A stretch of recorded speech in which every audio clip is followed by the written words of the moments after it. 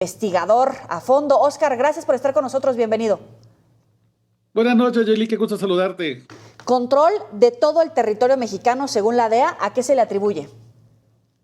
Sí, este es un informe que, como tú bien sabes, fue publicado a inicios del año, el 26 de enero de 2025, y en este informe de la DEA, que es un informe que se lanza cada año, por primera vez reconoce dominio o presencia de un grupo criminal en 32 de las 32 entidades federativas.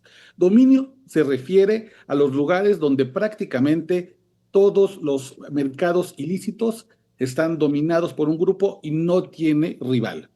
Y la presencia se refiere a los lugares donde hay lo que comúnmente nosotros en México llamamos como la pelea por la plaza. Es decir, hay dos o tres grupos criminales o incluso más que tienen un nivel de fuerza o un nivel de fuego más o menos similar y están disputándose principalmente los mercados ilícitos más grandes, que es el narcotráfico, el tráfico de migrantes indocumentados y el tráfico de armas. Entonces, lo que estamos viendo, si uno observa el mapa de la DEA, es que de acuerdo con los tonos de azul, está cómo está la presencia del cártel Jalisco Nueva Generación. Aquí la audiencia lo está viendo en este momento en la pantalla y como pueden observar, 11 entidades o más de 11 entidades están pintadas con un azul fuerte.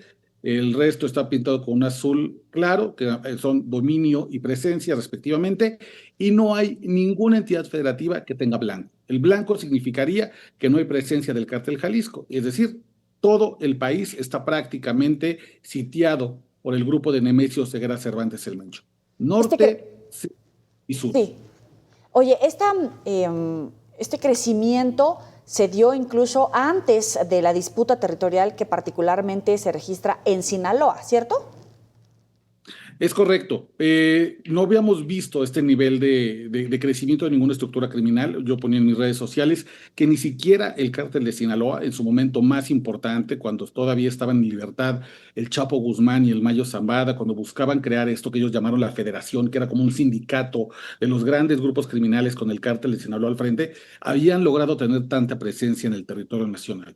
Lo que hemos visto es que a partir de 2017 el cártel Jalisco ha ido avanzando de manera sistemática, paulatina, lo ha hecho a través de alianzas muy importantes. Por ejemplo, en 2020 hizo una alianza con el casi moribundo cártel de Tijuana para poder tener presencia en Baja California, que era una plaza históricamente del cártel de Sinaloa. Y últimamente, gracias a la alianza que ha logrado con los Chapitos en su esfuerzo por frenar el avance del grupo de Ismael El Mayo Zambada, han logrado tener acceso a algo que parecía imposible hasta hace unos 5 años. Era que el cártel Jalisco tuviera dominancia en Tamaulipas, que es la cuna del cártel del Golfo, el cártel más longevo de este país, y que siempre se había limitado a la mafia tamaulipeca. Incluso el propio Ociel Cárdenas Guillén, que fue líder del cártel del Golfo y fundador de los Zetas, tenía una frase que él decía: Tamaulipas para los tamaulipecos. Y ya la gente del cártel Jalisco, que hay que olvidar que es una mezcla, sus fundadores entre jaliscienses y michoacanos, ya llegaron hasta esta esquina del país. Esto es algo histórico, Joely, no lo habíamos visto nunca y significa una configuración importante en el mapa, no solo criminal, sino político, porque significa que entonces muchos de los poderes fácticos como jefes de policía, como alcaldes, como regidores, podrían estar bajo la amenaza o bajo el mando de un solo cártel. Ahora, hablamos del control que tienen en territorio mexicano, pero hacen negocios con países que antes ni siquiera aparecían en el radar y que hoy también son noticia a nivel global. Sí, la ONU tiene identificado que el cártel Jalisco tiene presencia, además de Estados Unidos, fuera de México, en otros 46 a 55 países. Y algunos son tan lejanos como Nueva Zelanda, donde se sabe que controlan el negocio de la metanfetamina principalmente, porque Nueva Zelanda, al ser un país con un ingreso per cápita muy alto, representa un gran espacio para vender drogas a precio muy caro. Entonces, esto lo ha aprovechado definitivamente el cártel Jalisco Nueva Generación, donde incluso hay personeros ya del cártel Jalisco que están juzgados en las cortes de Nueva Zelanda.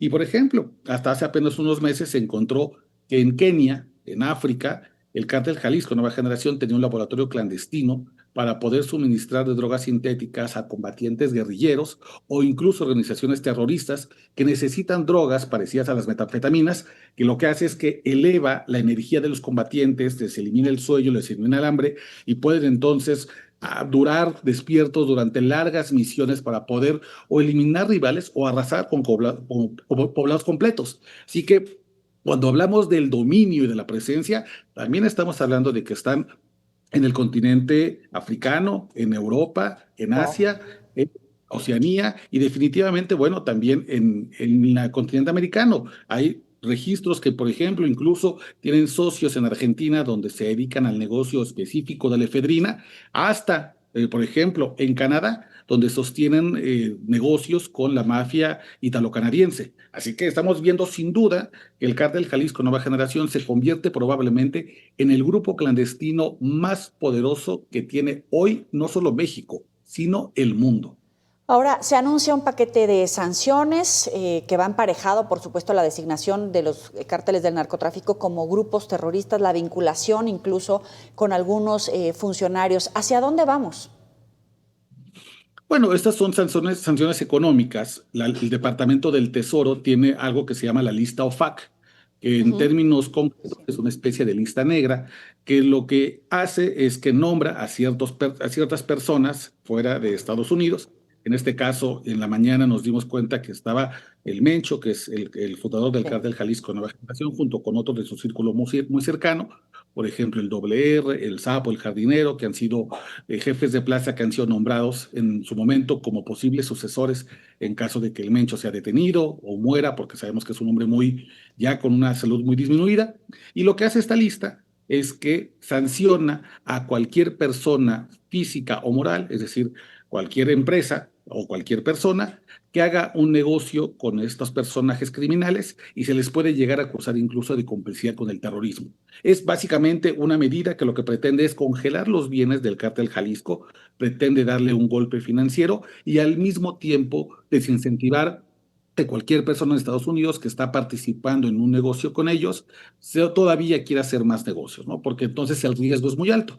Si a partir de este momento tú continúas haciendo negocios desde Estados Unidos con estos representantes del cártel Jalisco, eres susceptible de que el Departamento de Estado, el FBI, la CIA, la DEA pueda detenerte y entonces pueda llevarte a prisión por un cargo, ahora sí ya muy grave como ser cómplice de terrorismo. Esto evidentemente se ha logrado con la designación de 6 grupos criminales en México como organizaciones terroristas.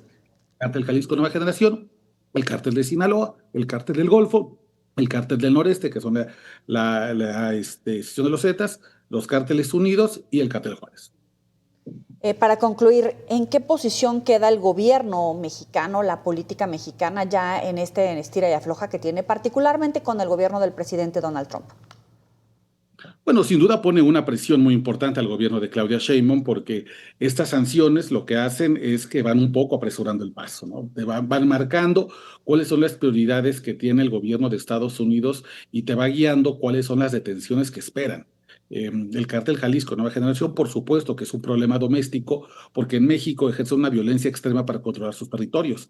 A diferencia de otros grupos criminales que suelen utilizar la violencia como un último recurso, por ejemplo, los grupos criminales en la Ciudad de México no dejan cuerpos en la calle, no dejan colgados en los puentes, prefieren una negociación en vez de dejar, por ejemplo, un cuerpo o un vehículo con un cuerpo desmembrado.